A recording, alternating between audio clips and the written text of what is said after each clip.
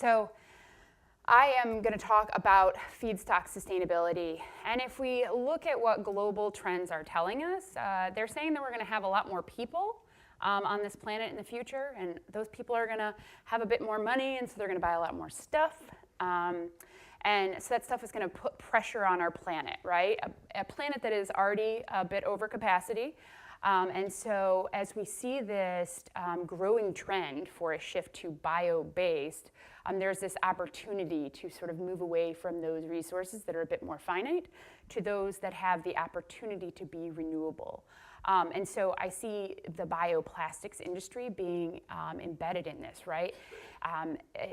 But the key to that is that we maintain the renewability of those resources, right? So that means that we are not harvesting those resources faster than they can be replenished. And so that's where you start to get into the real sustainable production methods that need to happen in order for us to get to that better material, that more sustainable, that greener material. And so that's what I'm going to really talk about today, is how to understand that shift in impacts. And I'm going to talk to you guys about what those impacts could be. I'm going to show you a tool that could help you assess different feedstocks you're looking at, and talk about some of the complexities, and then move from there to talk a little bit about what it means to engage in a really positive dialogue around this. So to begin with, why is WWF at the table in a discussion around plastics? And it really comes back to the fact that when we are using resources for anything on this planet, we are impacting our ecosystems, and our ecosystems obviously are what our species depend on. Our ecosystems are also what drive our major global systems. Those things that clean our air so we can breathe, water filtration, et cetera, et cetera. So it's really important that we think about that when we're thinking about products that we are going to put into agricultural systems that today have a pretty high impact on our soil health. And it's one of the largest users of fresh water, one of the largest industries impacting land use change. So when we make that shift from fossil-based feedstocks to bio-based ones, we have to look at a whole new set of impacts that we haven't really been considering before.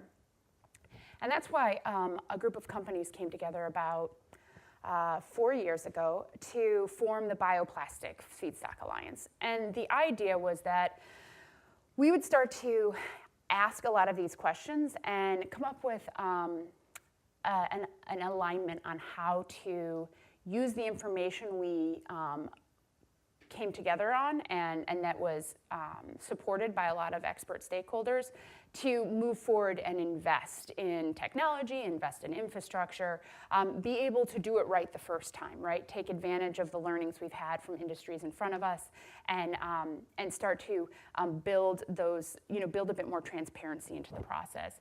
It's based on the best science that we have today, which is constantly changing, and then taking advantage of the information that we gather and sharing that with everybody like we're doing today, because there is a great deal of value in focusing on the fact that we are all depending on these same resources. And so if we are all stewards of those resources in a very similar fashion, we can sort of raise the bar collectively versus trying to battle the way to the top on our own.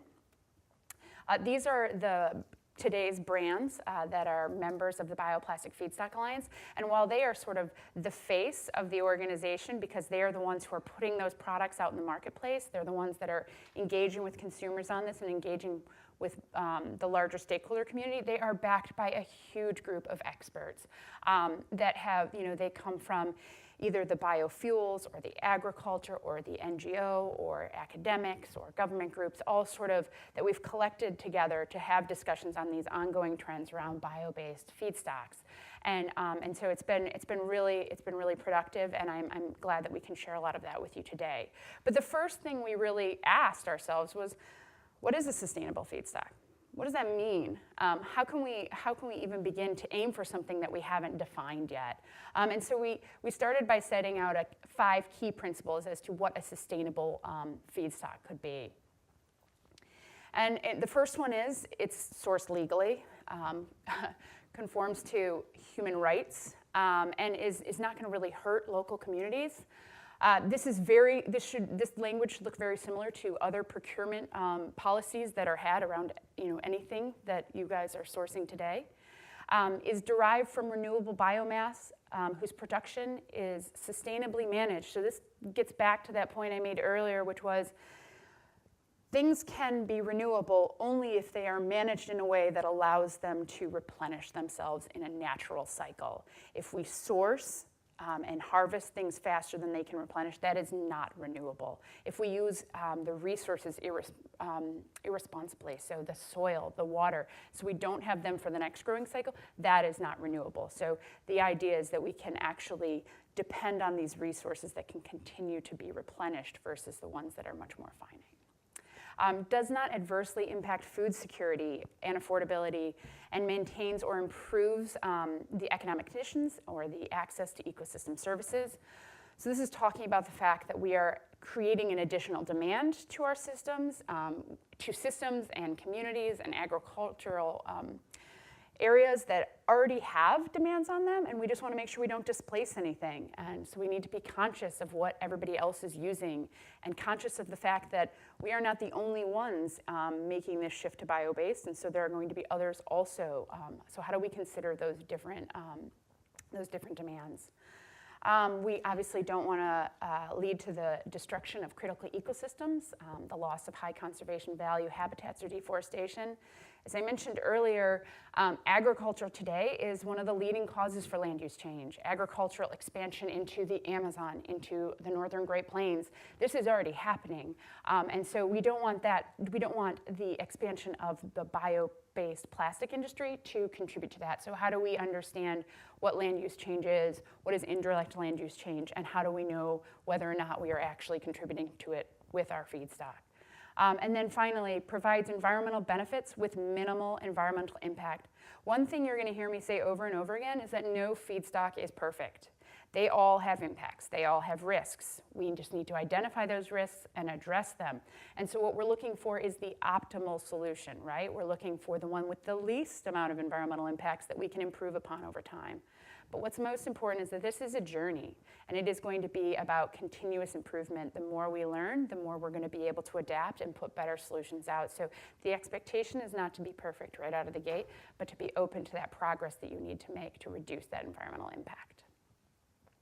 So all 5 of these are pretty, I would say, big ideas, and so there's a lot packaged into that, so it's hard to say, well, how do I go from that and say, what about the corn that I'm sourcing out of Illinois, or what about the sugarcane that I'm buying from Brazil? How do I determine if that fits into these key principles?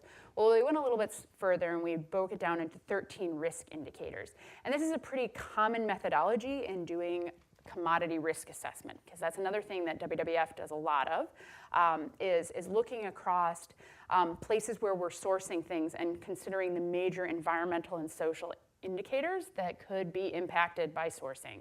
And so we use those same type of indicators, similar indicators that will also be found in certifications that you'll be, I'll be talking about later, to understand what are the potential impacts on that this crop in this particular place could create on these.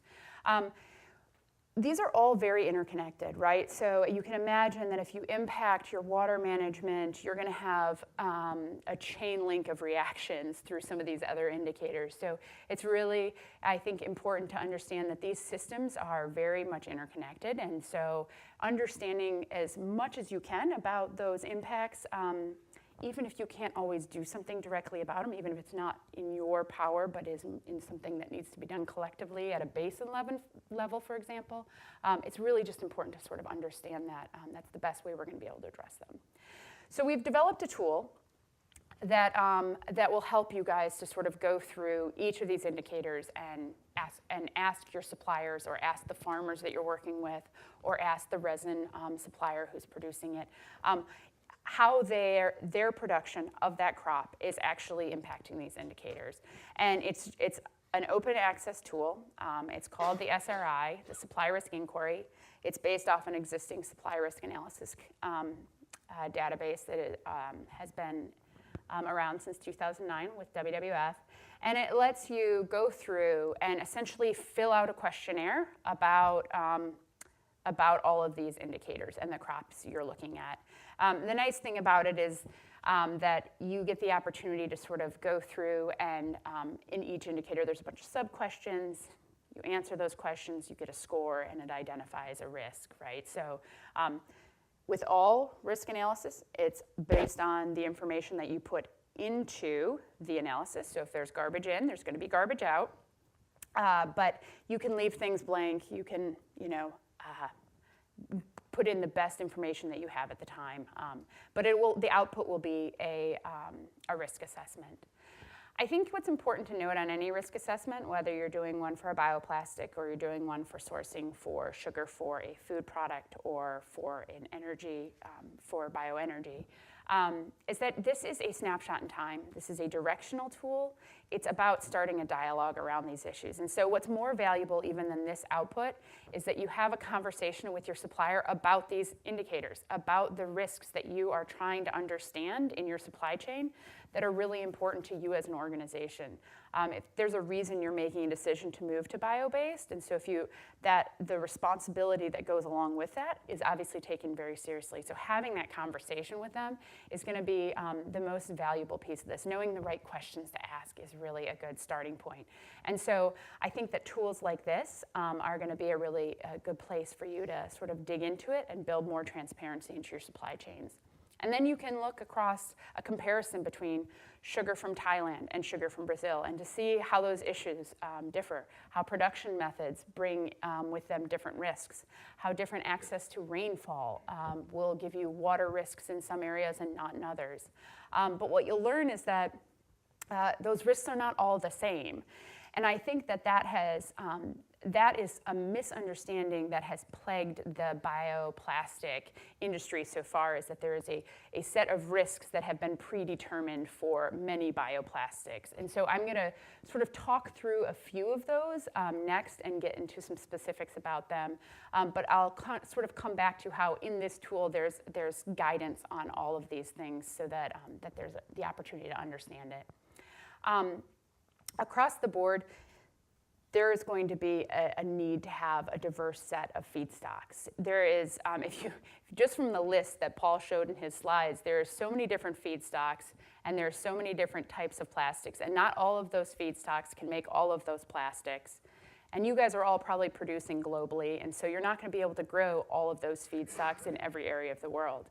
So what is really exciting about bioplastics is that you have the opportunity to have a really diverse set of solutions, but with that's going to come a diverse set of risks. And so I think it's important to embrace that and to say that you're going to be addressing different risks within each of those situations.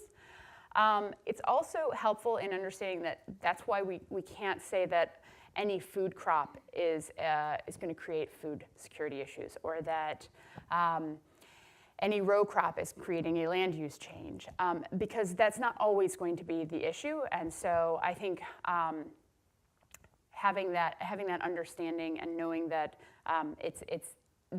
that is going to be a reality of the growth of this industry, I think is a good starting point.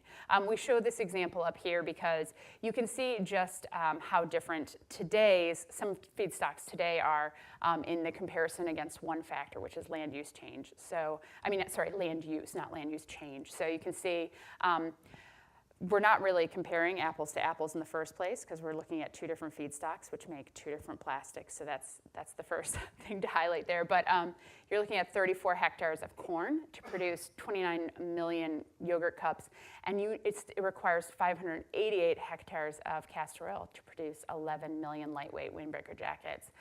So when you hear these discussions around first generation or second generation being innately better than the other, you have to wonder which factor they're really concerned about, because if it's land use change today, land use, I apologize for, I keep flubbing on that, that's not necessarily the case. Today's commodity crops are obviously pretty land efficient. So it just depends on the question you're asking. So please consider that as you move forward. All right, so let's talk about some of those cases where I think there's been a lot of discussion around whether it's a risk or a benefit that's assumed around some of these feedstocks. And I'm going to start with residues and wastes because There's always a good discussion around how using corn stover, for example, could help you negate a lot of the environmental risks because it's, it's just there on the field. You just clear it off and use it, and bada bing, bada boom. You don't need to worry about the rest of the impacts because you're just taking advantage of a waste material. But that's obviously not the case, and what's even more complicated is that it's how much or when you can actually take a waste is very dependent upon the crop and the production practice and where in the world that is actually happening. So this all comes back to the fact that there's rarely actually waste, right? So they are usually a co-product or they have some sort of use. So it's important that you have that discussion with what is this co-product or waste being used for today? And then sort of asking those questions. If you look at just the situation in the US around corn stover, there is so many factors that determine how much, that the range of what and if any amount of corn stover you can remove for fields is just really varying. This is two maps that show sort of some of the key roles that corn stover plays today in certain areas of the world. So in one, for those of you who don't know, corn stover is sort of the leftover stalks that gets, after they pull the cob out, they just leave the stalks on the field. And so that really helps in the west part of the US in sort of maintaining soil moisture content, because the moisture that is contained in the stover is then transferred into the soil, and if they don't get rain, that allows for there's obviously some water there for the next crop rotation. And then similarly, if you have a lot of wind erosion, that stover can help protect that soil from being blown away. In the end, you're talking about protecting soil systems, right? And so not only there's that protection from a water and a wind perspective, but also in just maintaining soil nutrients. If you clear that stover off the field, you're taking all that embedded energy off that field, and you're not allowing it to be, absorbed back into the soil. And so that degrades that growing area, that degrades that soil, and it becomes less productive. And we start to lose the function of that land to being able to produce the next round of crops. And so you can see where corn stover, depending on where you're getting from, and depending on the production practices, may or may not actually be a more sustainable feedstock. And there are things you can do in these exact areas to still get stover, but just change your production practices in order to, like using something like no-till. But again, these are going to be very dependent on those specific situations, and so you're going to want to have the conversation if you plan to use residues. Make sure you're taking residues from an area that has them available. Make sure you're having a conversation about what they could be displacing. Is there another use for them? How is that going to impact the soil health? So they're not always going to be better, but that doesn't mean they're not an option. Another discussion is land use change. I think I've touched on this a few times. This is a great sort of visual of how our land is used today.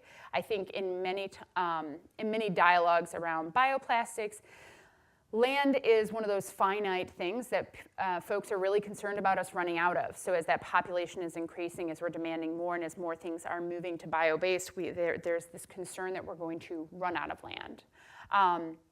And that's definitely a valid concern, especially with some of the other industries today that are making a shift to bio-based. You can see that bioplastics are a small piece of that pie at this point, but that does not mean we're not responsible, right? Again, no matter what you're sourcing, whether you're sourcing it for bioplastics, whether you're sourcing it for products, whether you're sourcing it for food or energy or fuel, you are responsible for being a steward of that land. And so having a conversation about how to understand the land use change that you could be creating as a part of your demand for production is a really important part of it. There are some tools that are being developed today, touching on the question around life cycle analysis, about how to model land use change and indirect land use change. And so I think there's some exciting stuff that some of the members of the BFA are actually putting out today that would allow you to understand your potential impact on land use change as a part of your regular life cycle analysis. So, and we're seeing more and more of that, those types of quantifiable tools being put into place for some of these harder impacts to assess. And the tool that Unilever is developing also includes ecosystem services and biodiversity, which are closely linked to land use. And finally, food security. I think this is one of those that there is the most negative discussion around, and it's mostly because it is really complicated, and there's a lot of connection to food-based crops to food security issues. Let me just start by saying that food security is a pretty complicated thing. Global food security is vastly complex, and it has a lot more to do than just supply and demand. So yes, creating an increase in demand on our food systems could contribute to that, but import-export regulation, land grabs, just-in-time production, climate events, political unrest, unstable environments, all of those things are huge factors that contribute to the way our commodities are globally moving. And so you add to that environmental and social sort of systems cross-linking that, and you have a really complicated system. So to say that just by asking for more of something is going to create a food security issue is not really a holistic picture, and that's why I think a lot of people are more afraid of it, and so they sort of make blanket statements that they will just not use food-based feedstocks for materials. But the reality is there is some opportunity here. Because by having shared demand for food crops and materials, you can create some resiliency in those product systems that could absorb some of those hits, whether it's a climate event or or a cutoff of supply due to a new tariff. So you have to, there is the opportunity for that. So I wouldn't say that today that it is, it's too risky. I think it's just about asking the right questions. Are you sourcing from a place that has, that is food insecure? Are you sourcing a crop that they are dependent on today? Are you asking to divert the use of land for something else and potentially moving it elsewhere, which may make that crop available too far away for a community to get to?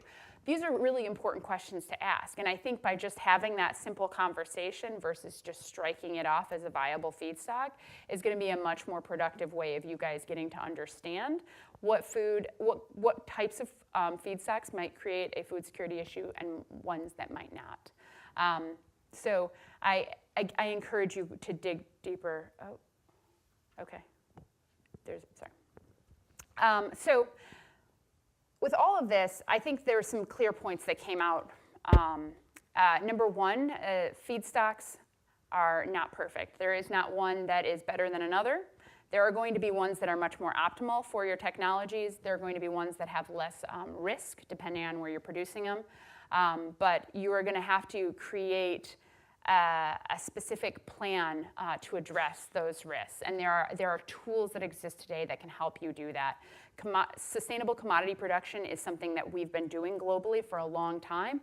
And so there's a lot of tools and platforms in place to help with that. But it does mean that there is an investment in that effort, right? To say something is bio-based has a lot more weight to it when you have taken into consideration all these really enormous global systems that you're impacting. And so I think that's important for us to share that value with consumers. And so in doing that is through these claims and through talking about what bio-based means, right? So if you have done the due diligence, if you have built transparency into your supply chains, if you've invested in mitigation activities to reduce those risks, and you have called your material bio-based, and it is sitting next to another product that is bio-based but has not had that same type of effort put into it, it doesn't represent the consumer the same value. And so the BFA determined that they wanted to put a position out on what they feel like bio-based content claims should look like. And they started with thinking about what needs to be considered as a part of that. Obviously, the threshold, so what's that minimum percentage to make a claim? Transparency, how much is it of bio-based content? Can we measure it? Can we verify it? And then how are we measuring it? Are we measuring, and what is included in that measurement? Is it just new carbon? Are we including nitrogen, oxygen, all things that are bio-based but contribute to different measurements?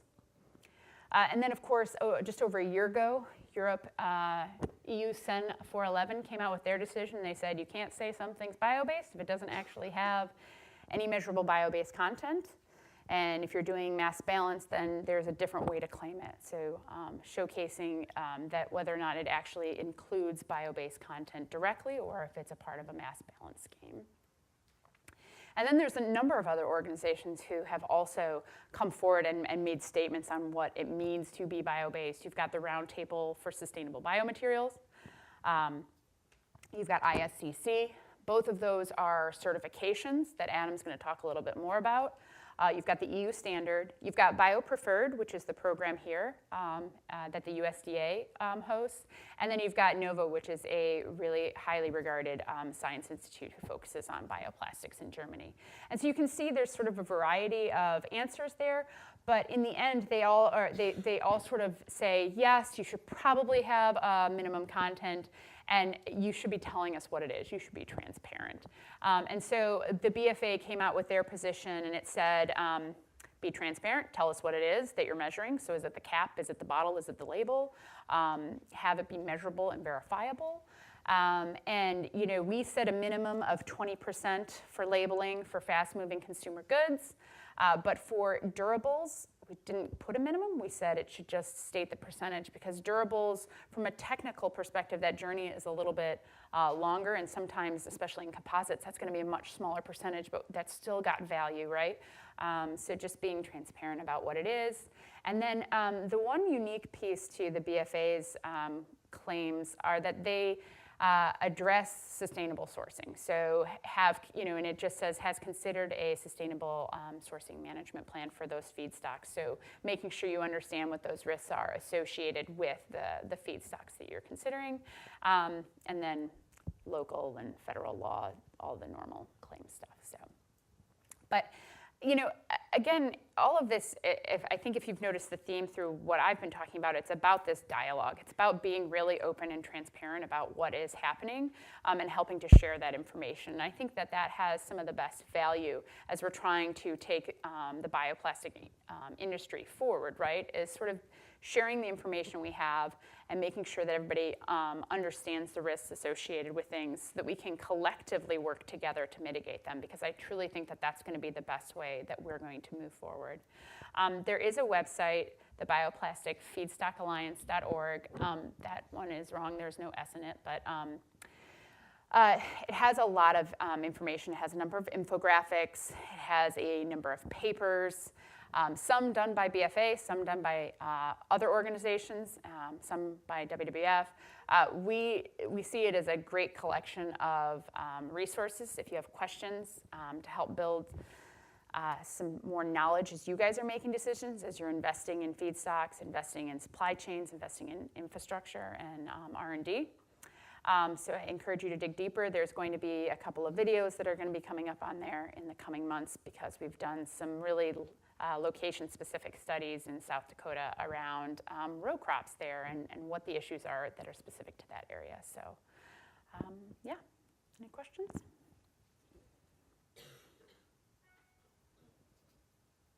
Yeah. As you think about the long term, should we start to focus on waste streams as the source based on all the pressures that you're talking about creating on food and land impact? So we did some analysis early on what sort of projecting out to 2050, what would happen if you used all row crops, what would happen if you used all waste. And so what became very clear is that it was really dependent on some of the other industries that are shifting to bio, so bioenergy, biofuels, and how big their shift is compared to some of the other technologies around renewables in some of those spaces. And so we did not have a clear path on that. We started asking the question, but didn't come to a conclusion. We've mostly said, no matter what the feedstock is, assess it against these same criteria and look for continuous improvement. And today, that's the best path forward. When we learn more, that might change.